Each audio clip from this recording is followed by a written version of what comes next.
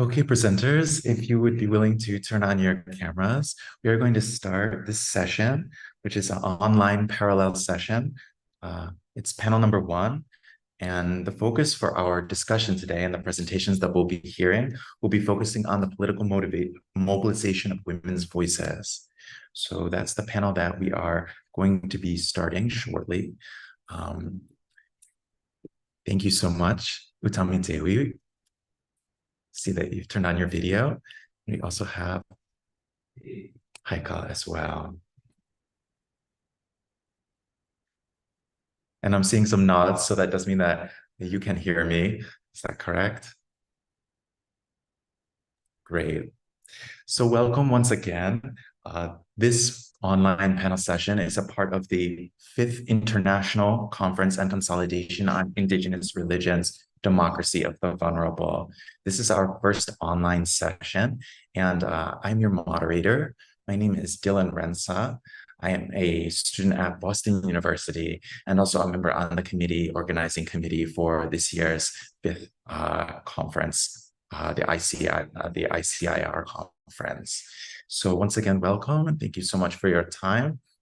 As you may know, for those who are watching online or maybe watching in the future, this conference did have a rigorous selection process. So we went through all of the applications and we read them over, and we were very happy to invite our speakers. We have an excellent panel lined up today. So we hope that you will enjoy listening to the presentations and thinking through these complex issues with us. So briefly, I would like to go through and talk about the presenters who will be presenting, and then just describe a little bit about the way that we're going to be organizing the panel today. So we have two presenters here at the moment.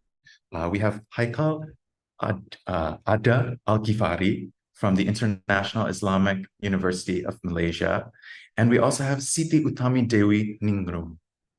Siti is from Universitas Terbuka and is also an independent researcher. Is that correct? Great. And I see that we have one more presenter looking to join. So I believe this is another one of our presenters.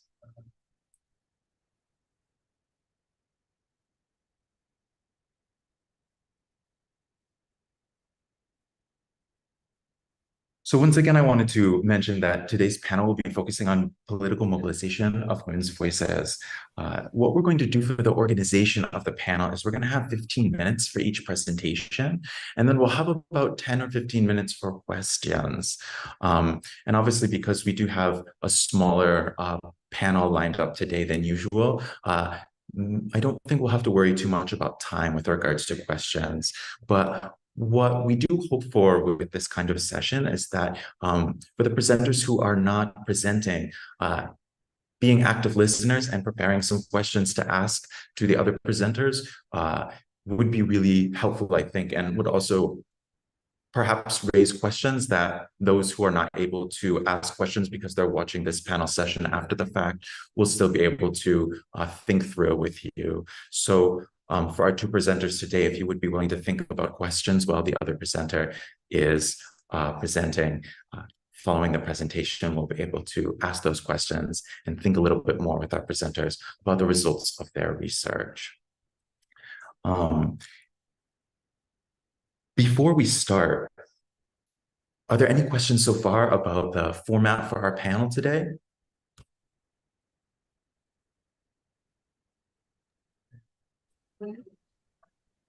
Great. Thank you so much. And just as a reminder, we do have as our maximum time about an hour and 45 minutes planned for this. So we'll be running from 1, we are starting a little bit later, until 2:45.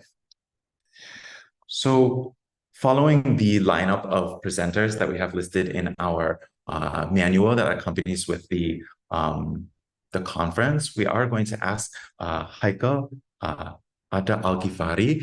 Haikal, if you would be willing to give the first presentation. Your research is about bridging religion and activism, democracy and women's leadership in the Asmaul Husna Mothers Group in Ponto Rono, Yogyakarta. If you would be willing to lead us off, I will be your timekeeper and I will be letting you know when you have about 5 minutes left. But with that being said, if there are no further questions, please feel free to begin.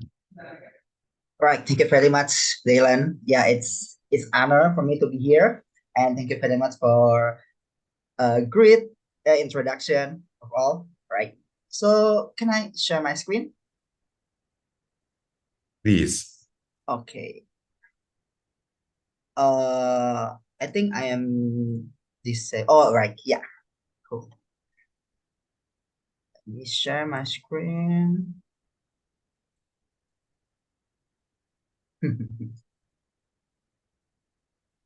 Okay, wait. Full screen.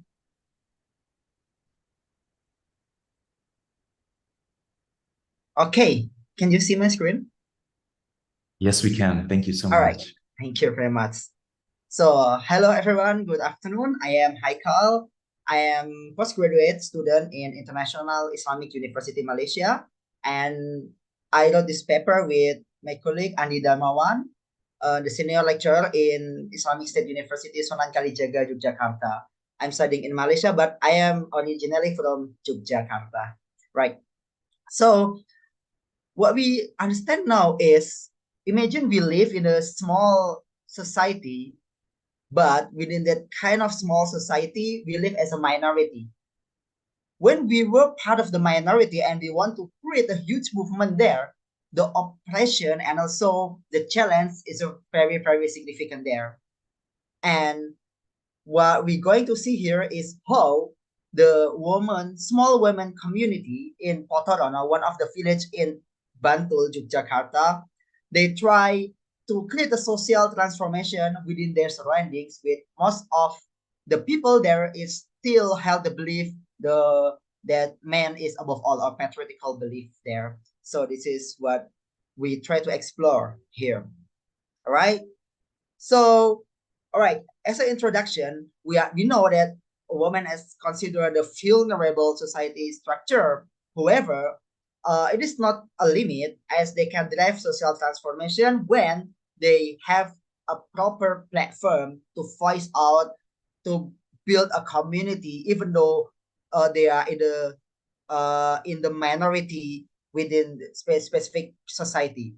So, what is the platform here? The platform here is the mothers group, or we say pengajian ibu-ibu in Indonesia. Mothers religious group here in a specific village provide the opportunity to showcase the ability with kind of environment. And with these social and religious activities, they can build activism incorporated with religious practice, which is Islamic practice there. And also with this, it helps them to learn about activism. It helps them to learn about democracy under the Islamic under the Islamic teaching. So everything is covered with Islamic values there. Okay. So this is the problem that we found. In that part of place in Potorono, woman is mostly considered as a completers, or in Java we say konco winking. Yeah, it's a completers of household, especially in the broader community context, because the people there they believe that women have a lack of contributions to create social change, and even they have a contributions, they think that, oh, it is still under shadow of men. Like for example, there are women there, they do contribution, and the people there will think that, oh, it must be there is a great man behind this woman. Yeah, that is the structure of the thinking at that part of society. And also why we choose this kind of mothers group, Asma al Husna mothers group, because there is a unique things as they try to minimize male intervention in determining the direction of the organization. Why this is important in this research? Because most of mothers group in Potorono or in Bangontapan, in that kind of place, is there's a lot of interventions by men, by male. Even though some mothers group we found that the head is a man, is a male, but this is mothers group. And also the executive members, there is a male, even almost majority male. So it's like the members, if the is are the women, but the executive members and the head are men. There's some mothers group in that village, but but Asmaul Husna mothers group, all of them is women. The organization direction is directed by the women, and everything, the role of women is very significant here. All right. So the study will goes beyond the activism, democracy, and also the religious. We try to examine with this how these three factors interacting each other within the community, right? So this is our research objective and research questions. Like we want to see how women's potential demonstrate the similarities and equality with men, because what we know here, the differences is only in the biological things, while others, it can be, we can work together at that parts, and how these findings implicate the society, and also how this kind of community, a small Husna community, uh, collaborates with other things to initiate the social change within the society. Yeah, this is our research objective and this is our research questions. So this is the significance with our research. We have theoretical and practical. Basically, theoretical, we added the knowledge in relation to the theory of change with specific community. And also the practical implication, it can be a good information for decision maker, for stakeholders related to the diversity, related to the community engagement, related to the interfaith dialogues, because we specify on the Muslim women group society. Maybe with these findings, later we can have an interfaith dialogue with Christian or Buddhism women group society, which it can be interesting, right? So this is our methodology. We do qualitative design, and also we do purposive sampling. We do some in-depth interview with some members, and also we do thematic analysis as our analysis here. All right. So this is the finding what we found here. There are 4 themes here: women and domestic responsibilities, women and religion, women and activism, and women and democratic values. So let's explore one by one. Number one, in women and domestic responsibilities, we do interview with the executive member, one of the executive member, which is the vice president actually of this kind of community. And they say that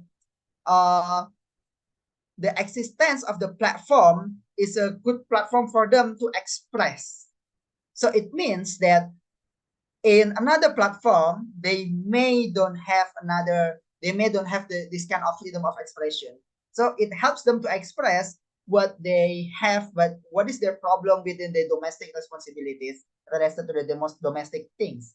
And also in here, the insight number 2, we see that the interview highlights the dual roles of women as both mothers within their household and as contributors to the nation's development, showcasing their desire for balance in these responsibilities. So, they say that kami mengakui ada tanggung jawab besar di dalamnya, namun kami juga merasa memiliki tanggung jawab pula dalam mencerdaskan bangsa. So, there is a shift of the paradigm here, step by step, even though it's not significant, but a slight shift, because the women in that society, they just follow the men, most of them. And they think that the responsibility is only for building the good household, to doing good chores and huge responsibility there. But they think that they have a responsibility also to enlighten the nations. So within this platform, it slightly changed the kind of thinking here. And also, number 3, promoting women's potential.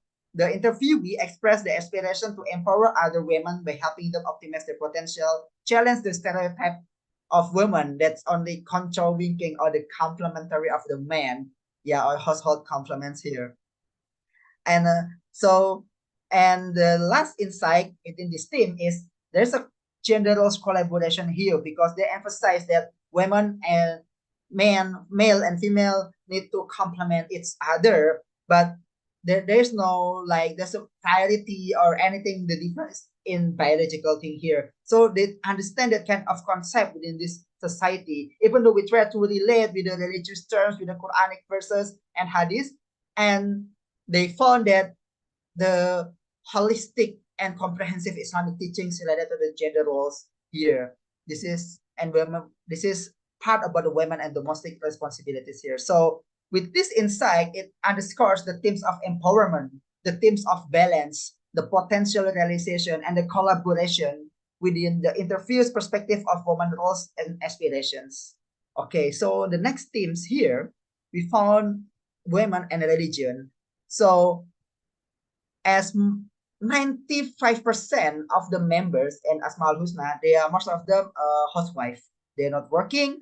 They depend on their husband. So it means that they have a huge opportunity to learn more here, especially related to the education, religious education here. So number one, we saw the insight number one that the interview highlights the importance of incorporating discussion the role of woman and the position in the Quran. So they learn more about religion things here, and they try to connect with the family's values, and they try to connect with how their own family's values, and they reflect with how Quranic perspective or Islamic perspective or within the Hadith perceive this kind of issue. And number two, encouraging women's advancement and creativity. The interview emphasized that Islamic teaching provides women opportunity for advancement, creativity, and productivity. So it challenges stereotypes and encourages women to be proactive and innovative in their endeavor. Because what they read in the religious teaching previously, what they understand about women before they join to the Asmaul Husna, they think that woman is the complement of the male, and woman must comply the male. Yes, it's correct, but they think that when they comply, they cannot innovate, they cannot argue, they cannot debate. So within this platform, Asmaul Husna, they understand that in Islam, women also encouraged to voice out, to fix male when they do something wrong, to be creative, to advance. So this kind of perspective, which the members they just know about it, it challenges the current stereotypes within their society. And also number three, social transformation through education. With this platform also, the members understand that social transformation is necessary to be implemented here because what? Because most of the societies there, they think that okay, the society is just like this, especially the men there, because they still men minded. Most of them, they still eradicate the woman's perspective there gradually. But with this organization, it challenges the stereotype, and they think that social transformation is important through education, especially education related to woman empowerment and woman role in social transformation. So it will lead women to playing more active and influential role in their communities. So it will contribute to positive societal change, starting from their mindset first and their perspective. Yeah. Sorry Uh, to interrupt. Well, I yeah. just want to add that we have about 4 minutes left now. Okay. Thank Yeah. you. Thank you very much. So this is about the activism here. There are several parts here. Okay, number one is about women's empowerment through religious platform. Activism means here that they have desire to make a social transformation here.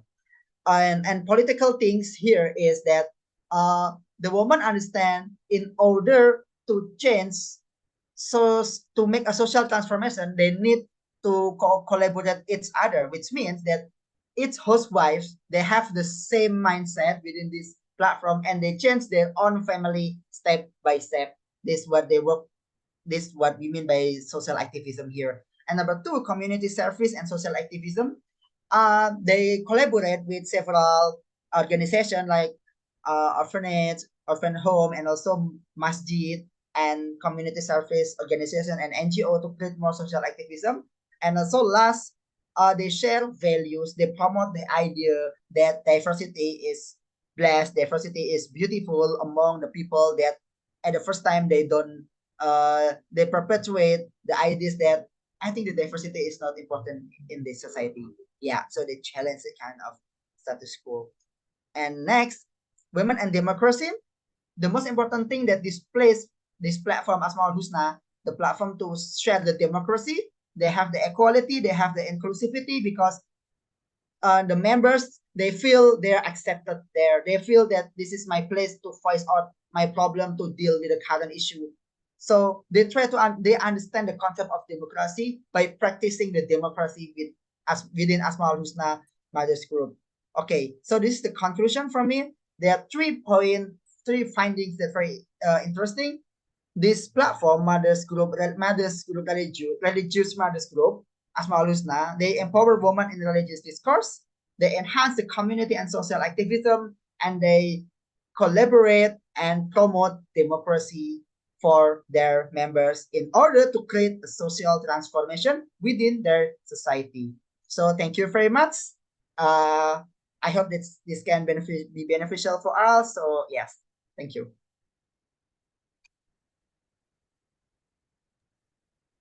Thank you very much, Haikal. We do have about 1 more minute. Is there anything else that you wanted to add?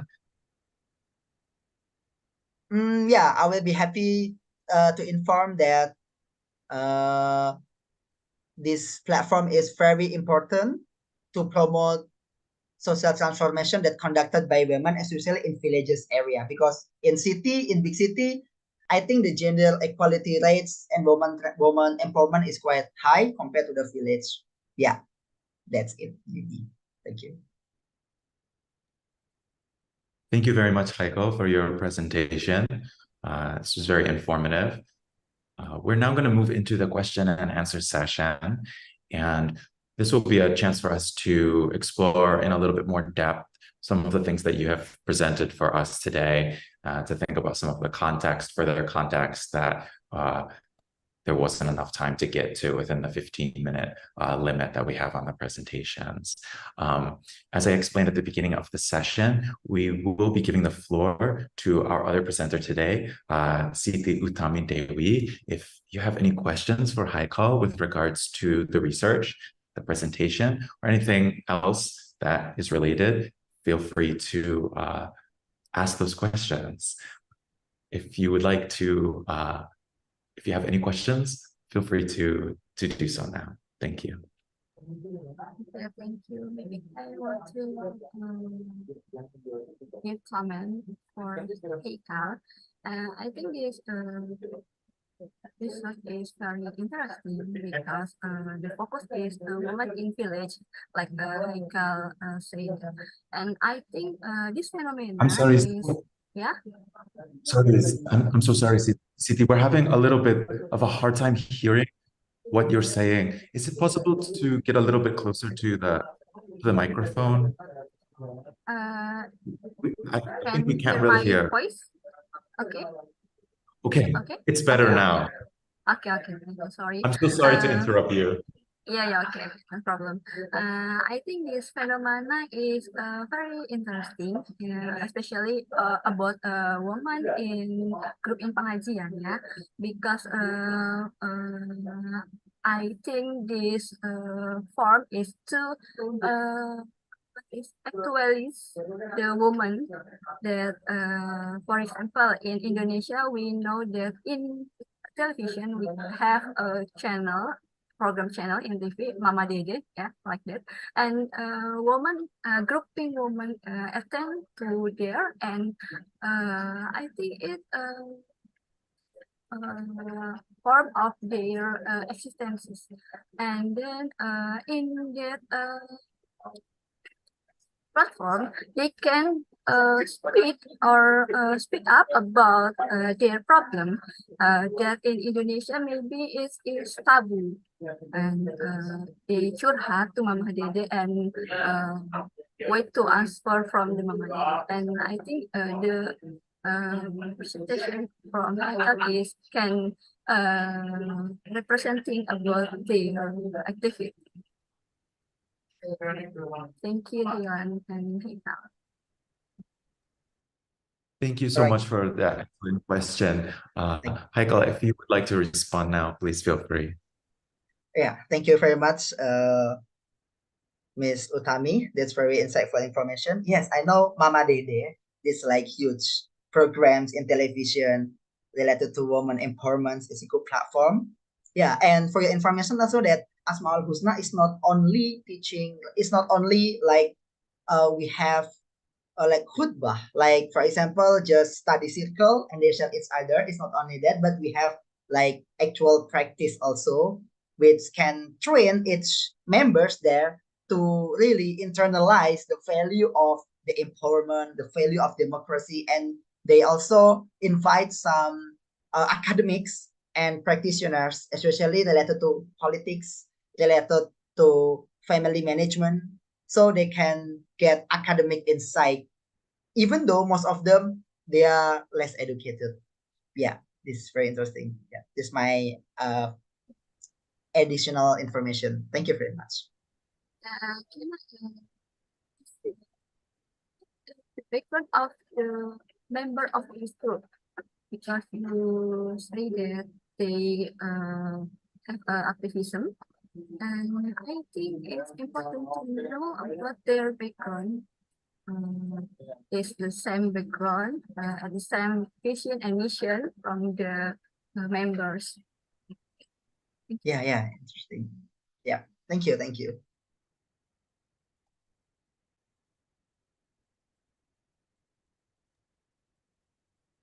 If I'm not mistaken, Siti was asking if you would be able to elaborate a little bit more on the background of the participants in your research. If you could describe maybe a little bit more about where they come from. Okay, thank you very much for the question. These interesting questions. Right, the background of the participants of this organization, all of them married women and Muslims, and 95% of them were not working, or they are housewives there. And also around 60 to 70%, the highest education is, I think, high school, if I'm not mistaken, high school, or even 40% of them only junior high school. And is very less of them they're going to degree, even master.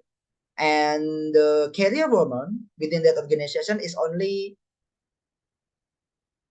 maybe three, if I'm not mistaken, three or two out of 120 members. So it means that most of them, most of the members, they need more educations, and this platform can help them to provide by providing that kind of education and also practical education, because the speakers and also the trainers within that platform is from, yeah, from like the experts, right? Is there any other question? That's interesting question that I cannot cover in the presentation. Yeah, thank you, Nika, for this.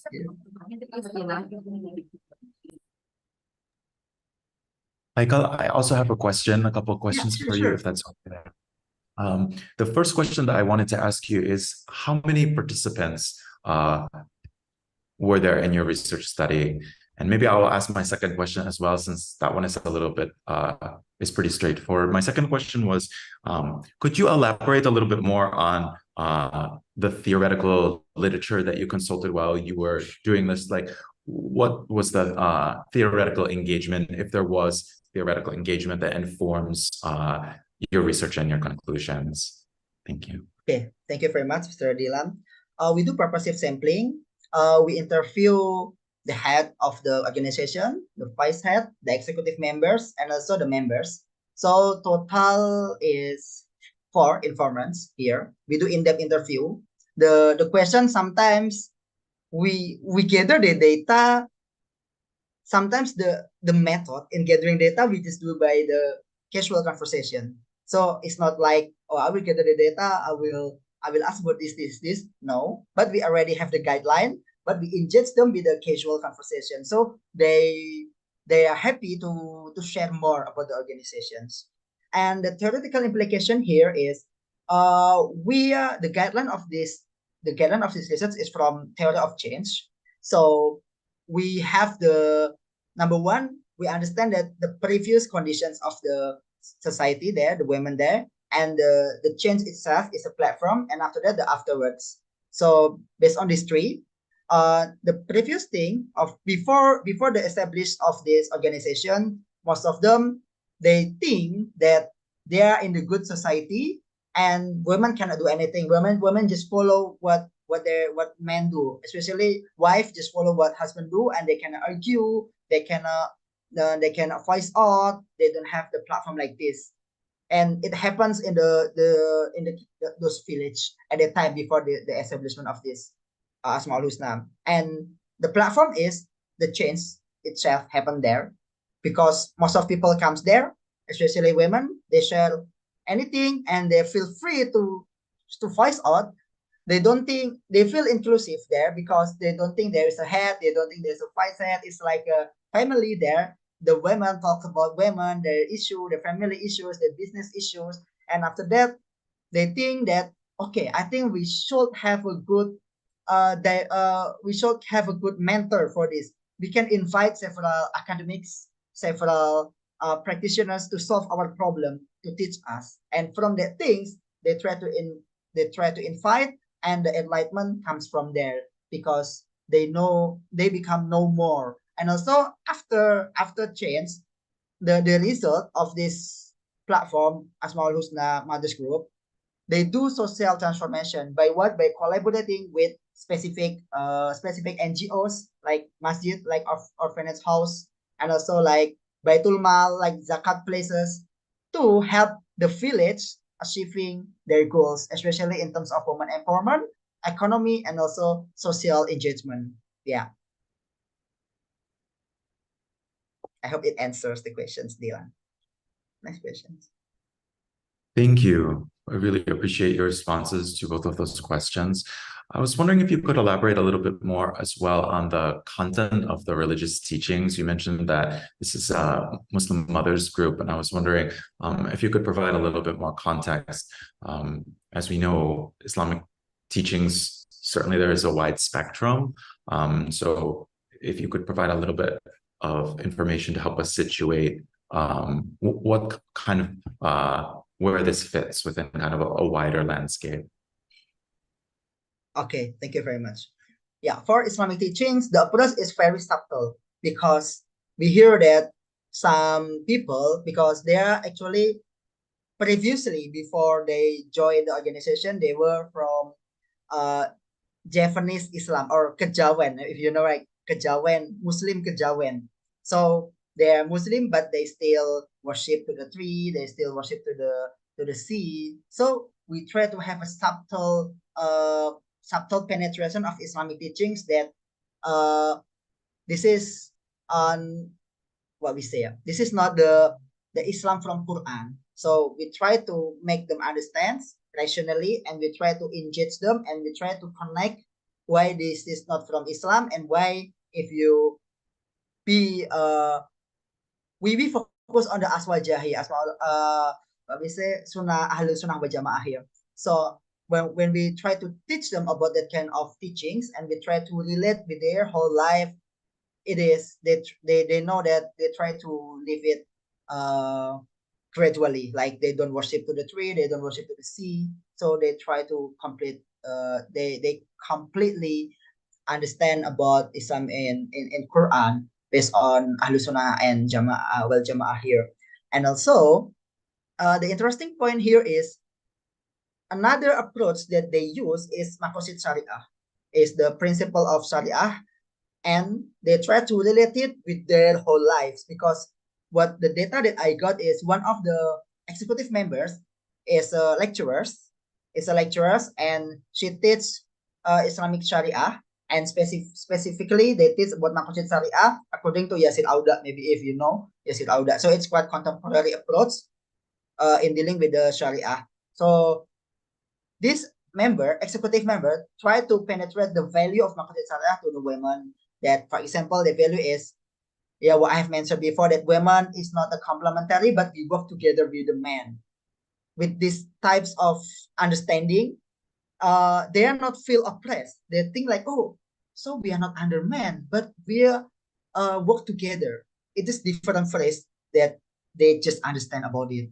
And in Islam, we show the ayah, the verses that shows that this kind of argument, this kind of phrase that women work together with men, not under the shadow of the man. So they try to understand, oh, Islam is beautiful, oh, Islam is holistic, Islam is comprehensive. Yeah, this is how they teach Islamic teachings there and correlate with their whole lives. Yeah, I hope it answers. Thank you, Heiko. I appreciate your answers to all of these questions that we've asked today. We are out of time now for the question and answer session. So we are going to be moving to our second presentation now. If you would like, Situ Utami Dewi, we'd love to give you the stage to present. And just as a reminder, the presentation is about 15 minutes. I'll try to interject with a 5-minute reminder towards the end, and then we'll have the same amount of time for question and answer that we had for our first presentation. Are there any questions before we start? Yeah. Can you hear my voice clearly? I'm sorry, could you repeat your question?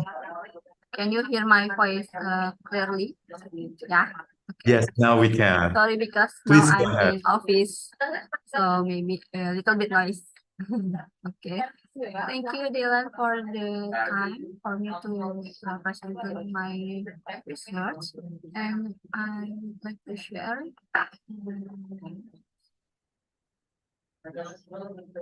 Wait.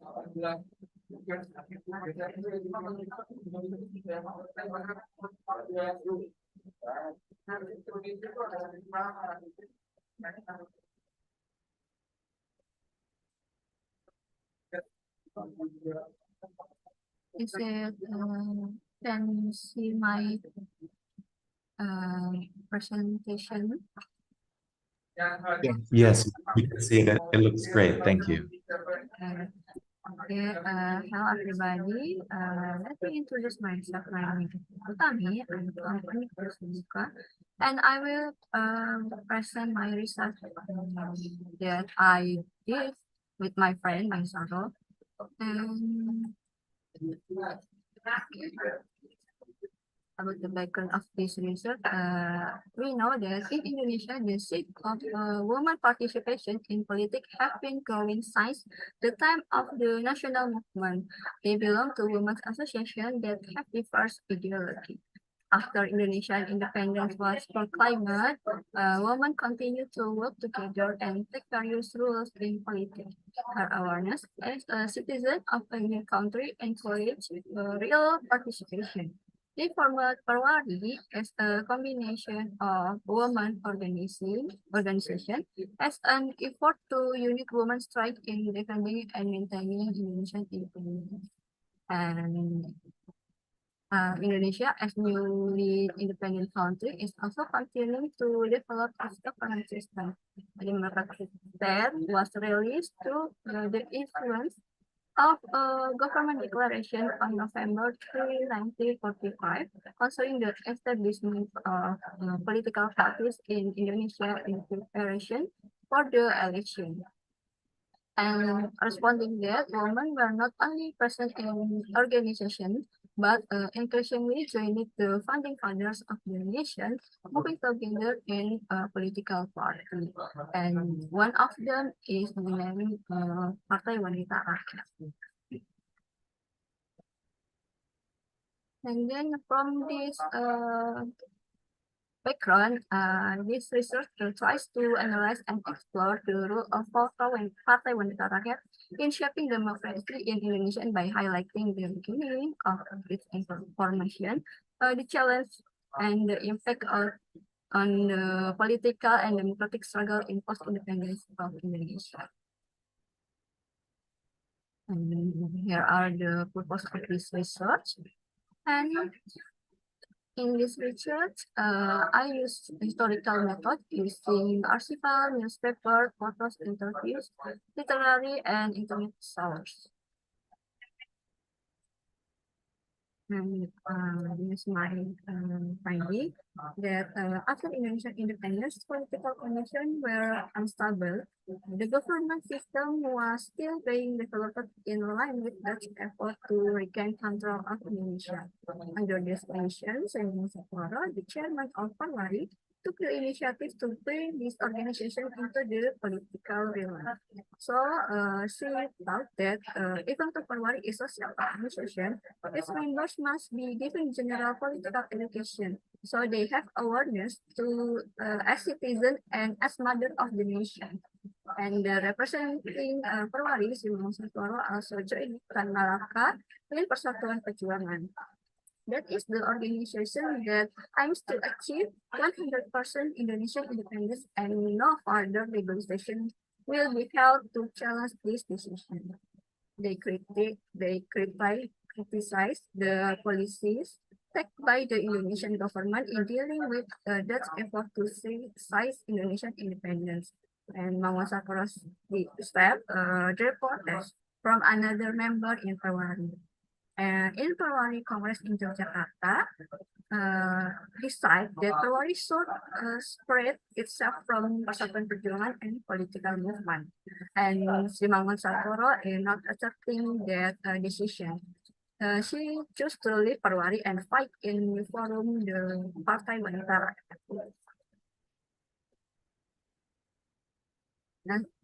Partai Wanita Rakyat is founded by Simangun Sakoro in Yogyakarta 6 September 1947. The ideology of this party are socialists which uphold human values and is based on three principles which include equality, nationalism, and democracy. This forum was made for the Indonesian women political movement and to establish a socialist structure of society based on dignity that can guarantee a happy life physically and mentally equally. She said it is a religious socialism. That purpose is symbolized by lotus flower and bows, if you can see in the present. The composition of the Partai Wanita Rakyat Committee often changes several period. Mangga Sakoro as a founder has a central position. To increase the number of cadre and prepare for the election, Partai Wanita Rakyat held a congress. In the first congress is was successful held in Jakarta on 6 until 8 September 1951 with assistance from the government. Meanwhile, the second congress was held in Medan on 6 until 11 September 1954.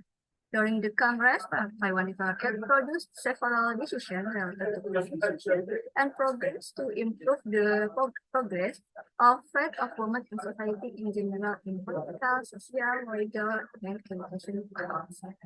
Regarding the member, Partai Wanita Rakyat offered the widest possible opportunities for the public to join. The invitation was even announced in the local newspaper, Kedaulatan Rakyat in Jakarta, and that Partai Wanita Rakyat also have member recruitment supported by Taman Siswa Network and the women movement owned by Simangun Sakoro.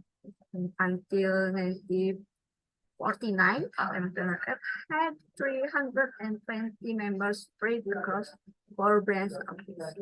In 1953, there were 3,050 members spread across 8 branches.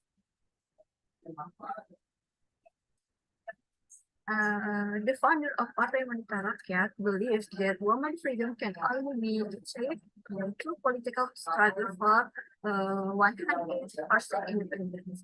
To realize this, she continued to synchronize with the movement that have the same goal. This association does not have even hesitate to criticize government decisions that are not in the good of Indonesian 100% independence. There are Persatuan Perjuangan, Banteng Republik, Gerakan Revolusi Rakyat, and Kongres Rakyat. Konsep penisian occurred in Jakarta in December when the Dutch launched the second Dutch military aggression. In the same month, Tan Malaka was murdered in February and influenced the Partai Wanita Rakyat movement pattern. Partai Wanita Rakyat began implementing a new strategy by abolishing women organizations. And after the conflict with Parwari in the beginning, Partai Wanita Rakyat rejoined with Indonesia Women Association.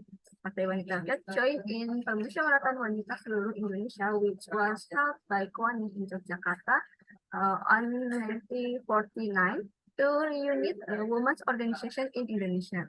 On November, this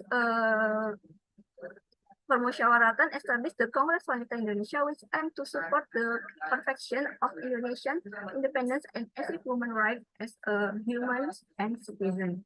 In the decision taken by Congress, this organization did not specifically mention the politic ways, but if we look further, we can see several decisions that support women's involvement in politics, such as a People Representative Council and election is member which encourage all women to actively fight for their right to vote in 1955 election. And in Congress Wanita Indonesia, Mau Sakoro also trusted to be a head of a committee peringatan seperempat abad kesatuan Indonesia Wanita for 1953. With this authority, she also founded the Yayasan Hari Ibu and built a monument to remember the women's movement, or was called Gedung Persatuan Wanita in Yogyakarta. And to participate in government, Partai Wanita Rakyat sent a letter to President of Indonesia containing Partai Wanita Rakyat proposal to place Simao Sakoro as his representative in Badan Pekerja KIP, Komisi Nasional Indonesia Pusat. This level with DPR. This effort was successful, placing Partai Wanita Rakyat representative in Badan Pekerja KIP. In the list of members of the Jakarta Municipal DPRD, on 29 November, Partai Wanita Rakyat received one seat, namely Mr.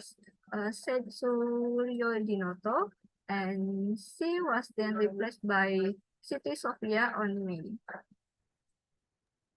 I'm sorry to interrupt. I just want to share that we have about 5 minutes left. Okay. Thank you for the information.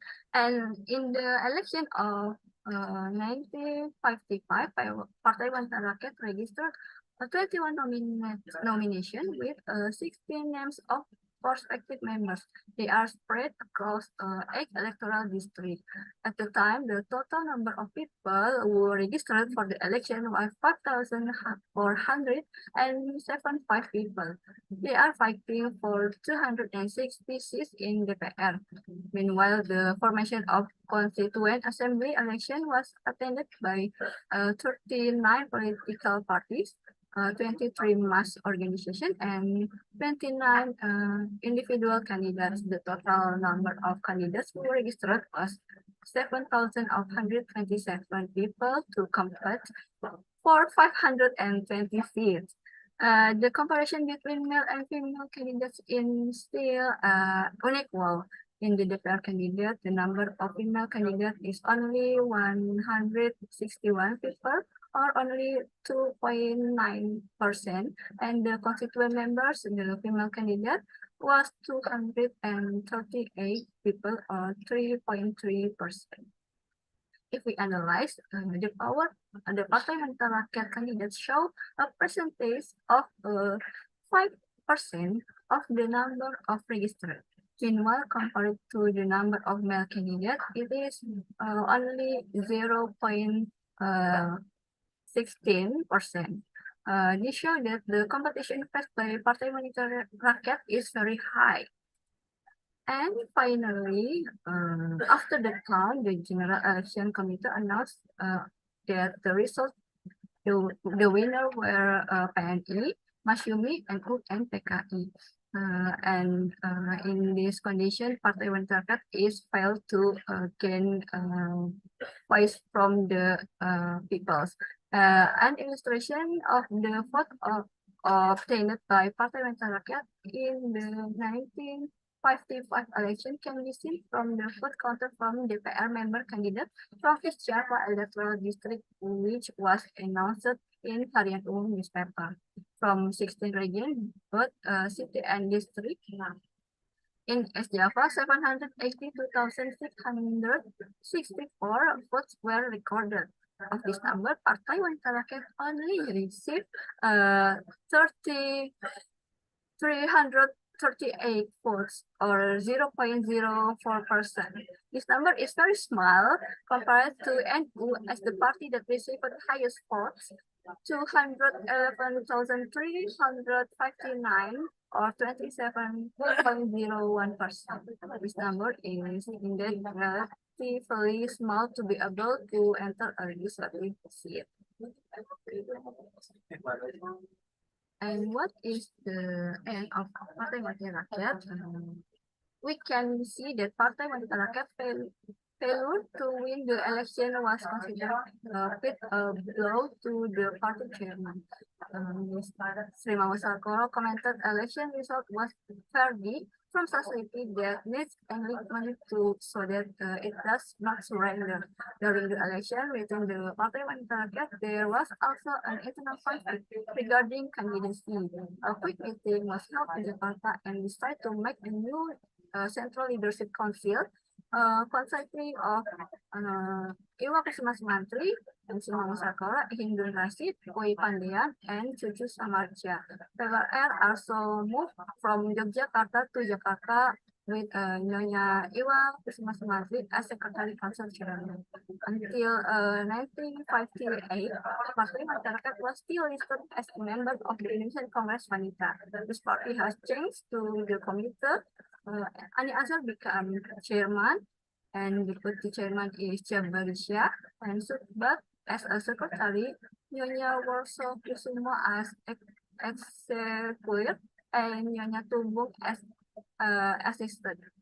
In 1959, Partai Wanita Rakyat lost its founding figure, and Partai Wanita Rakyat Assistance seems to have faded after its defeat in the election and death of important figures in the party. So until 1961, the name Partai Wanita Rakyat was still recorded as being part of Women's Day action to support the liberation of West Irian along with 26 other women's organizations. As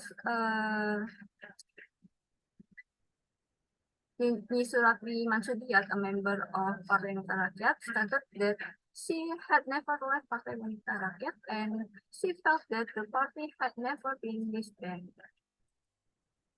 And from this research, I concluded that the path chosen by Partai Wanita Rakyat in fighting for political rights and democracy has a different pattern from other female politicians.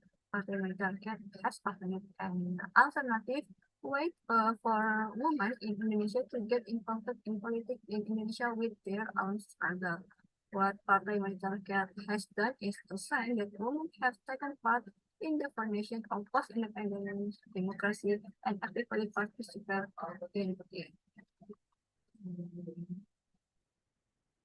That's my presentation, and thank you for your attention. Let's discuss. Thank you. Thank you so much, Siti, for this very informative presentation.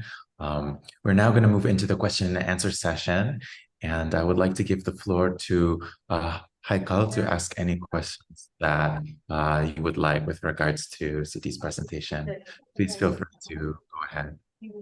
Okay, thank you, Ms. Utami, and thank you, Mr. Dylan. It is very insightful presentation. And very interesting to know more about PWR, Partai Wanita Rakyat. And my question is, next year, Indonesia will have a general elections, which what we know, all of the candidates were male, right? There is no female, the candidates. And if this party still exists until today, and they run for presidency, how popular it is? What do you think? Yeah. If this party is still exists today, right? Yeah. Because this party is have ideology socialist religious, I think it can be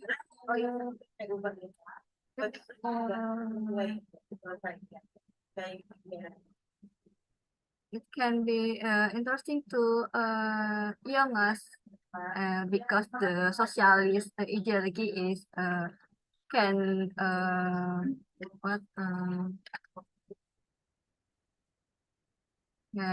distribute the youth spirit. I think this maybe like Partai Solidaritas Indonesia that can the youth candidate. So that's my question, and that's my answer. Sorry.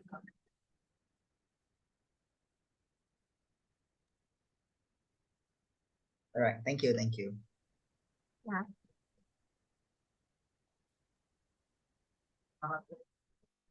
If you don't mind, I would also like to ask a question. I was wondering if you could speak at all to whether there was any dynamic between the movement that you were speaking about and any of the other women's movements at the time in Indonesia.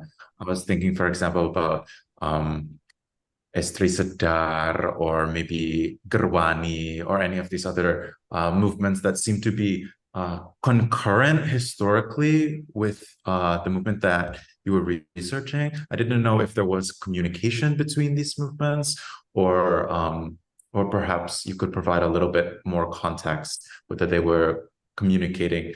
I suppose they perhaps saw each other at the national conferences, but outside of that, if there was any other communication, that would be great. Okay, thanks, Rilan. The Gerwani and Partai Wanita Rakyat is the same form in Congress Wanita Indonesia, and they have members of their organization. But if we look ideology, Gerwani is what is joining with Partai Komunis Indonesia, right? And then Partai Wanita Rakyat is more in more near with Tan Malaka. And at the Congress Rakyat, Tan Malaka have give an to make a party that can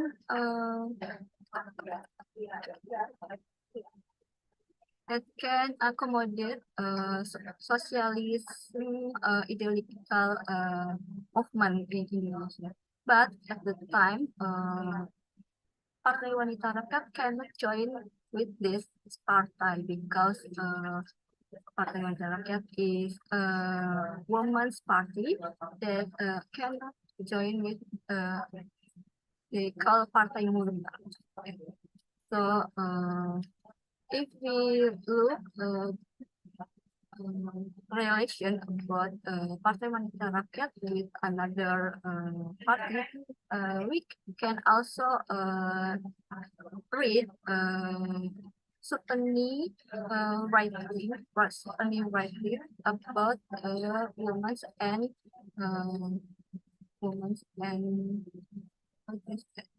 election in Indonesia. Certainly, it cite that women is not must join or have especially a part-time a women's group to have struggle in their movement, but they also can join with men or movement from men that have gender perspective. And I think the argument from the Supreme is maybe like confronting the Partai Wanita Rakyat in political Indonesia.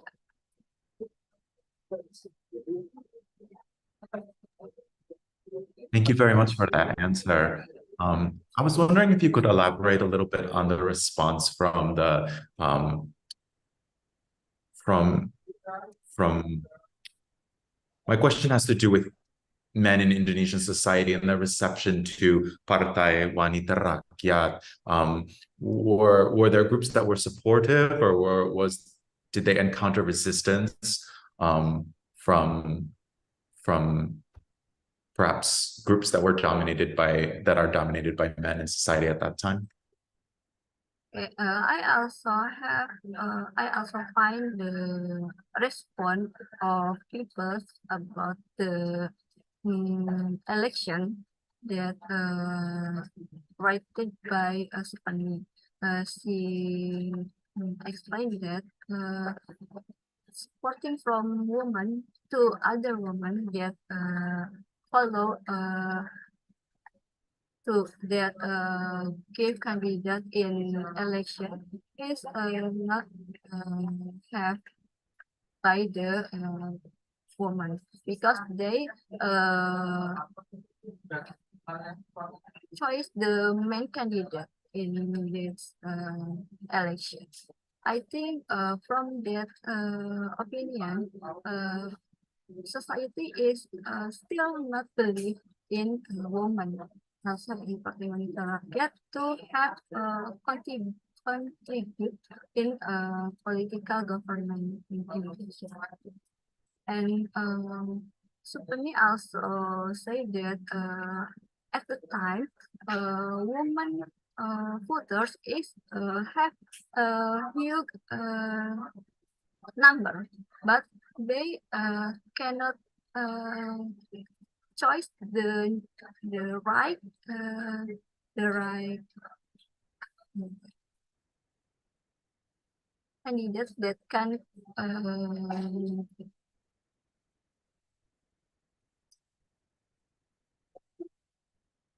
can represent to struggle about women struggle.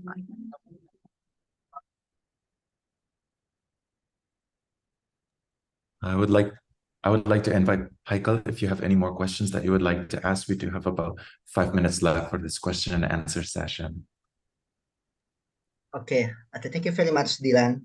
Related to Partai Wanita Rakyat, because just now what I understand is it is socialist, right? Ms. Utami, is it Yeah. socialist, right?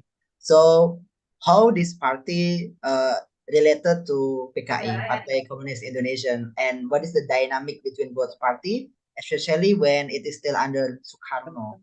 Yeah, when PKI is still growing in Indonesia. In my research, I didn't find the conflict or the living about the PKI and Partai Wanita Rakyat, right? And I just find Partai Wanita Rakyat is also always following the Tan Malaka because I think the funding is Tan Malaka supported. So yes, I don't find the realistic about the Partai Komunis Indonesia and maybe if I find the new source, I can I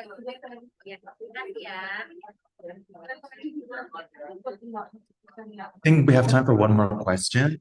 And I was wondering if you could talk a little bit more about Partai Wanita Rakyat in relation to specific examples of issues that the party maybe was really focused on and engaged with the surrounding society regarding. If you could go perhaps maybe pick an issue as an example, kind of give a little bit more detail or context if you would be able to about some of the issues that they were championing. Okay, Partai Wanita Rakyat is have purpose that the party will have 100 independence of Indonesia, 100% of Indonesia. So this party is always criticize the government decision that have agreement with that. So every like Linggarjati, Renville, or Komisi Meja Bundar, Konferensi Meja Bundar, Partai Masyarakat always critic about this decision. Simon Sakharov as a leader also say that 100% independence of Indonesia only can have if the government use strategy from Tan Malaka. So this party very supporting Tan Malaka idea to realize both the independence Indonesian 100%. I think that's a point of struggle of Tan Malaka is respecting the woman equality.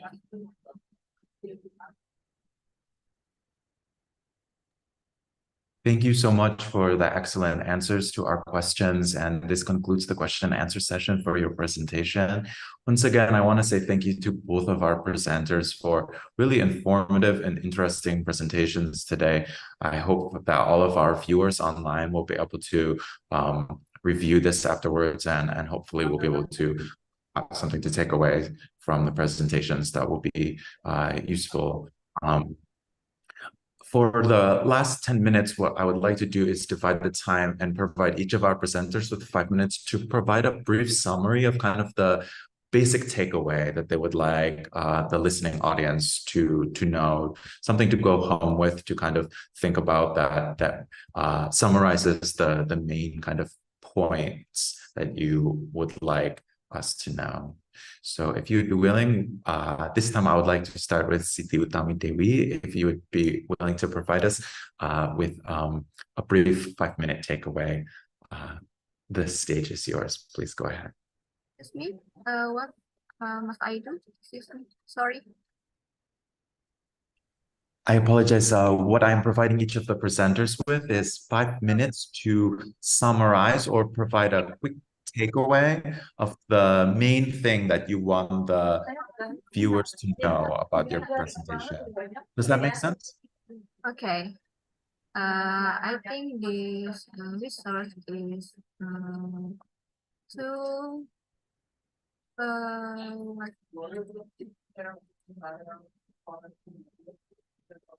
show to society that can have possibility to join in government with the ability and the capacity, and society is must also supporting about about that woman choice to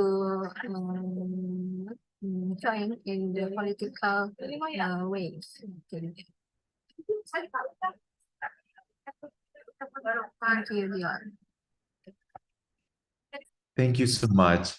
Now I would like to go to Haikal for conclusions. And again, you can take up to 5 minutes to provide a takeaway, what you would like the audience to know with regards to your presentation. And you can also take into consideration what we talked about in the question and answer session.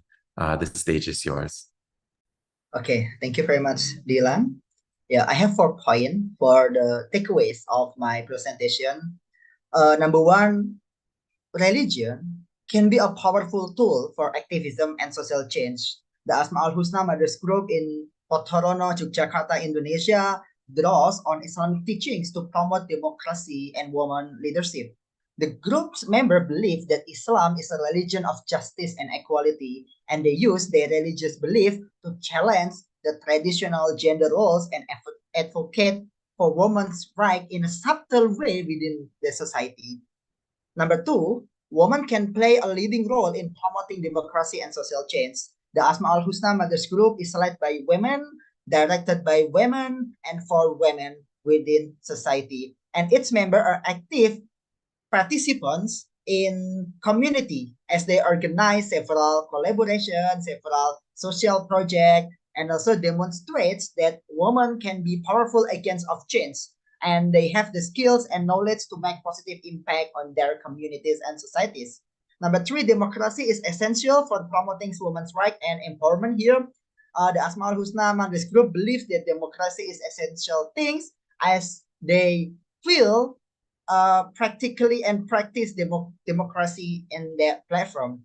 And also they believe that democracy is the best way to ensure that women have the same rights and opportunities as men, which is enlighten them. And number four, religion and activism can be mutually reinforcing. The Asma al-Husna Mothers Group work demonstrates that religion and activism can be mutually reinforcing. The group's members use their religious belief to guide their activism, social activism especially, and it helps them to deepen their understanding of their faith, of their iman, of their taqwa, of their Islamic understanding. And this kind of synergy between religious teaching, Islamic teaching, activism, and democracy is become a powerful force for positive change, especially for the small minority within Potorono village in Yogyakarta, Indonesia.